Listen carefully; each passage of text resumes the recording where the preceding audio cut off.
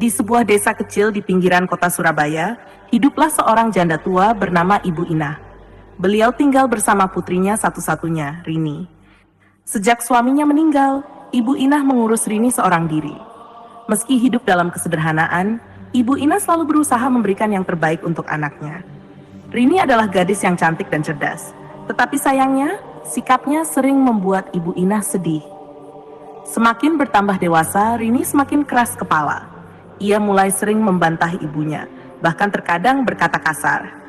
Ibu Inah hanya bisa menahan hati setiap kali anak kesayangannya itu melukai perasaannya. Pagi itu, mentari bersinar cerah di langit Surabaya. Ibu Inah sedang menyiapkan sarapan sederhana berupa nasi dan ikan asin. Namun, ketika Rini bangun dan melihat hidangan di meja, wajahnya langsung cemberut. "Cuma ini lagi, Bu? Nasi sama ikan asin? Aku bosan makan begini terus." Rini membanting sendoknya ke meja. Ibu Inah tersenyum lembut, meski hatinya perih mendengar ucapan anaknya. "Maafkan Ibu, Nak. Ibu belum punya cukup uang untuk beli lauk lain. Nanti kalau Ibu punya rezeki lebih, kita bisa makan yang lebih enak. Tapi aku mau makan ayam goreng, Bu. Aku nggak mau makan ini," bentak Rini. Ia lalu bangkit dari kursinya dan meninggalkan makanan di meja tanpa sedikit pun menyentuhnya. Ibu Inah hanya menghela napas panjang. Ia tahu Rini sedang marah, tetapi ia tetap berusaha sabar. Dalam hati, ia berdoa agar anaknya berubah menjadi lebih baik. Hari demi hari, sikap Rini semakin tidak terkendali. Ia mulai jarang membantu ibunya bekerja, bahkan lebih sering meminta uang untuk keperluan pribadinya. Padahal, Ibu Inah harus bekerja keras menjual kue keliling untuk memenuhi kebutuhan hidup mereka. Suatu hari, Rini pulang dengan wajah penuh amarah. Ia baru saja bertemu teman-temannya yang bercerita tentang liburan mewah mereka ke luar kota. Rini merasa iri karena ia tidak pernah merasakan hal semacam itu. "Bu, aku mau liburan ke Bali sama teman-temanku," seru Rini begitu masuk ke rumah. Ibu Inah yang sedang menggoreng pisang untuk dijual menoleh dengan bingung. "Liburan ke Bali? Tapi uang kita dari mana, Nak? Biaya ke sana kan mahal." "Itu urusan Ibu. Cari uang dong. Jangan cuma jualan kue terus," bentak Rini dengan nada tinggi. Hati Ibu Inah terasa seperti ditusuk. Namun ia tetap berusaha tenang. "Nak, Ibu ini sudah tua. Ibu nggak punya kemampuan lebih untuk cari uang selain jualan kue.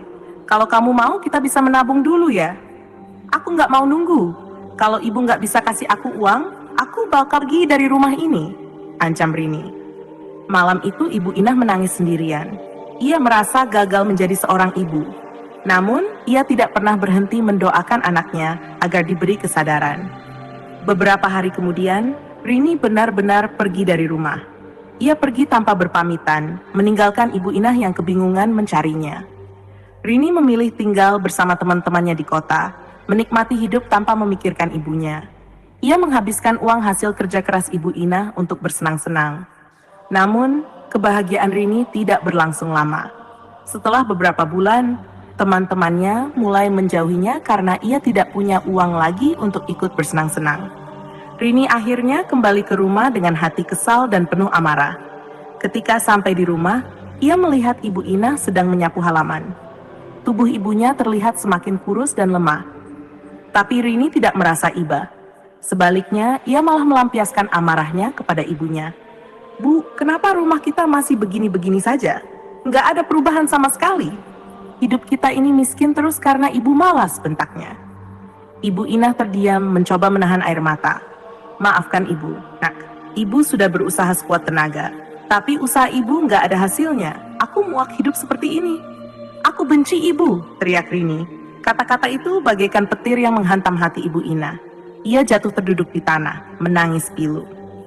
Dalam keputusasaan, Ibu Inah akhirnya berkata, "Kalau kamu benar-benar benci sama Ibu, biarlah Tuhan yang menghukum kamu. Ibu hanya ingin kamu sadar bahwa seorang ibu tidak pantas diperlakukan seperti ini." Tiba-tiba, langit yang cerah berubah menjadi gelap. Awan hitam berkumpul di atas rumah mereka, dan suara gemuruh terdengar menggelegar. Rini yang awalnya marah, kini mulai merasa takut. "Apa yang terjadi, Bu?" tanyanya panik. Namun sebelum Ibu Inah sempat menjawab, tubuh Rini mulai terasa aneh. Kulitnya berubah menjadi licin, dan kakinya menyatu menjadi seperti ekor. Dalam hitungan detik, tubuh Rini berubah sepenuhnya menjadi seekor ikan pari yang besar. Rini berteriak ketakutan. tetapi suaranya hanya terdengar seperti desahan ikan. Ia meronta-ronta di tanah, tetapi tubuhnya semakin sulit bergerak. Ibu Ina hanya bisa menangis menyaksikan anaknya berubah menjadi makhluk laut. Tiba-tiba sebuah suara gaib terdengar dari langit. Ini adalah hukuman bagi anak yang durhaka kepada ibunya. Ia akan hidup sebagai ikan pari dan menghabiskan sisa hidupnya di laut. Namun, jika ia menyadari kesalahannya dan meminta maaf dengan tulus, kutukan ini bisa dihapuskan. Ibu Inah mencoba mendekati anaknya yang kini menjadi seekor ikan. Ia mengelus tubuh licin Rini dengan air mata yang terus mengalir. "Rini, ibu sudah memaafkanmu. Tolong sadarilah kesalahanmu, nak. Ibu hanya ingin kamu bahagia." Rini yang kini tidak bisa berbicara hanya bisa menatap ibunya dengan mata penuh penyesalan. Namun, tubuhnya perlahan menghilang, diseret oleh kekuatan gaib ke arah sungai yang mengalir ke laut. Sejak saat itu, Ibu Inah sering duduk di tepi sungai, menunggu anaknya kembali. Ia selalu membawa sepotong kain milik Rini, berharap suatu hari anaknya bisa kembali menjadi manusia. Kisah ini segera menyebar ke seluruh desa, bahkan hingga ke kota Surabaya. Banyak orang yang datang ke sungai untuk melihat apakah cerita itu benar. Mereka sering melihat seekor ikan pari besar berenang di sungai, seolah menjaga jarak tetapi tetap mengawasi seseorang di tepi sungai. Seseorang yang ternyata adalah Ibu Inah. Hingga kini, kisah ini menjadi pelajaran bagi banyak orang tentang pentingnya menghormati dan menyayangi seorang ibu. Karena doa seorang ibu adalah kekuatan terbesar, tetapi air matanya bisa menjadi kutukan yang tak terduga. Kisah tentang Rini, gadis durhaka yang dikutuk menjadi ikan pari, terus menyebar ke berbagai penjuru negeri. Awalnya hanya masyarakat sekitar yang percaya dengan kejadian ini. Namun lama-kelamaan, berita tersebut mulai menarik perhatian lebih luas.